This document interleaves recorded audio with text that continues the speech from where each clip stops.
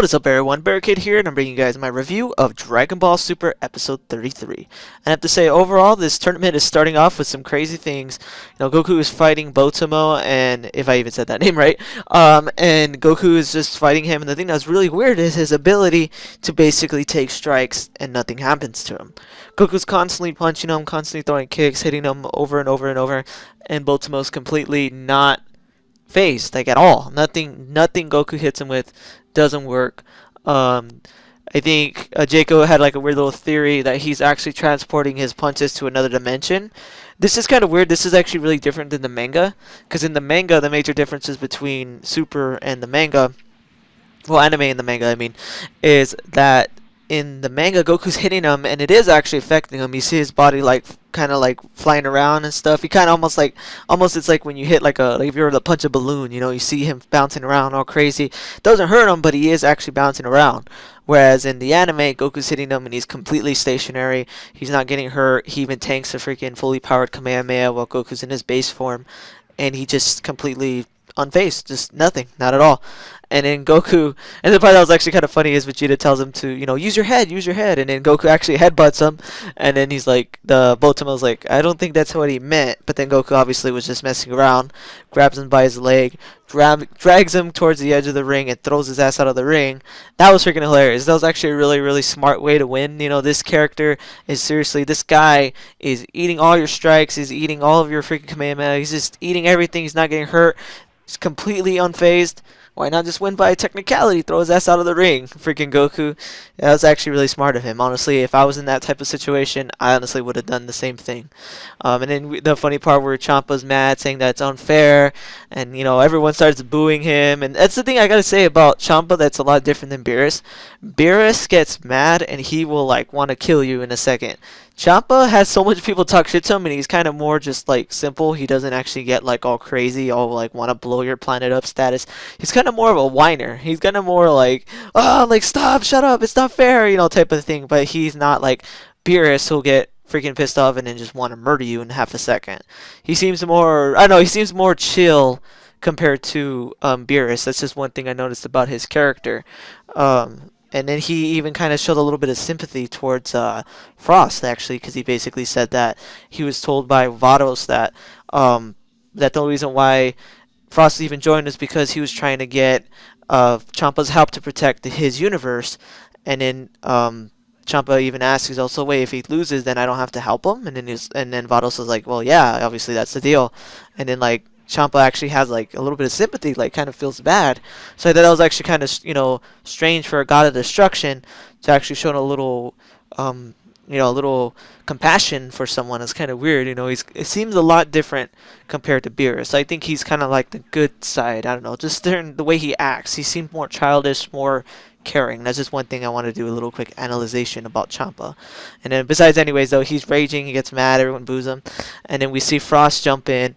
And then he actually has the same voice as Frieza, which is really crazy. I can't wait till we see the English version, because hearing the same voice as Frieza, but like nice, that in English, that would be weird. That would be really, really weird. And then Goku and him start fighting. And there's actually one thing they really changed in the manga, from the manga as well, is that in the manga, Goku actually fights him in his first form a lot. And then basically he tells him, you might as well just transform into your final form. In the anime, it's pretty much the same, but the only thing is they kind of just skip the whole fight between him and Frost at the very beginning. They just kind of go right away. Like Frost does like one attack to him and then automatically goes straight to his supposed final form. Goku tells him, go ahead and transform into your final form. And then Frost transforms, but it turns out that it's not his final form. It's actually the one that has the big head, looks like a xenomorph from the movie Alien. And then Goku and him start fighting. He's actually giving Goku, a decent fight or whatever. And then it turns out, that Goku's not even really trying either. Of course, tells him to transform into his final form. He transforms. Goku turns into a Super Saiyan, just a normal Super Saiyan, which I thought was kind of weird.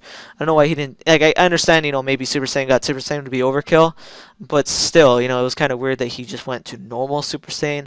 But it's kind of cool that we get to know that Goku can still do that. He can basically go back and forth between his God form and his normal Super Saiyan form. So he can kind of like mess around with someone, turn Super Saiyan, turn Super Saiyan 2, 3, and probably just mess around with them, test them out, and then if he realizes they're too strong, he could just jump straight to God form, and then they're just like no match. So that's actually one thing I thought was really interesting, that Goku turned into a normal Super Saiyan. And then back to actually the thing about Frost I wanted to talk about. It's really weird how he's basically the opposite side of Frieza. He's basically a good version of Frieza. He kind of rules over the universe himself as well, but he's like a good king, I guess you can say. He defends planets, he goes into war-raging planets, stops wars, saves children, takes pictures. He's basically like a super nice president style person that rules over the universe. Everyone loves him. He saves planets. He's basically just the opposite of Frieza. So that was actually kind of crazy to see, someone that's basically Frieza, talks like Frieza, has a voice of Frieza, looks like Frieza, but he's not. He's just basically like a super good one.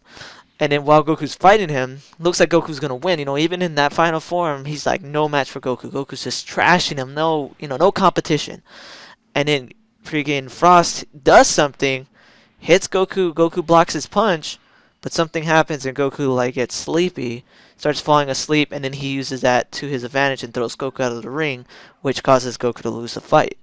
So that's weird. Like, I don't know what he did. He cheated. He did something. He did something unfair. He did something to Goku. I don't know if he like put something on his fist, or maybe he has like a weird ki ability where if he hits you a certain way, it makes you fall asleep. I don't know, but and that very one frame image, maybe I'll put it up right here, you see like a weird little purple bluish light when he hits Goku, and for some reason Goku gets tired and falls asleep. And then he throws Goku out, Goku loses, and then that's pretty much the end of this week's episode. So it's actually pretty crazy. Overall this episode is really good. I liked it. It was pretty freaking funny, with Goku just throwing Botamo out of the ring, with Champa throwing a fit, and then overall fighting and everything was really well. And overall, like, I'm admittedly the animation isn't as good as it should be. I wish the animation looked like beautiful all the time, but I don't really care. I think it's really good. I really like it, and overall the fight and everything looked good, especially compared to the horrible animation we've seen in the past. So compared to that, this episode was godly in terms of animation. But overall, good episode. Really liked it. Love the fighting. Great story, and kind of good foreshadowing of what's up, in the future. I have a weird feeling that Frost is gonna snap. I don't know, something, he's trying to get overall peace in his universe, and you never know, man. Maybe if something gets in that way of that, maybe he'll snap, maybe he'll go crazy, and we get Frieza #2. Who knows, But overall, this episode is cool. Next episode's basically Piccolo versus Frost, so that's gonna be interesting. But anyways, guys, if you guys like this video, please definitely hit that like button, subscribe, and tell me what you guys think about today's episode of Dragon Ball Super. Overall, I thought it was amazing, and I give it a 4. But anyways, thanks for watching, and take it easy. Thanks for watching this video. If you want to see my most recent Gears of War video, hit that link on the left. If you want to see my most recent Dragon Ball video, hit that link on the right. Thanks for watching, guys.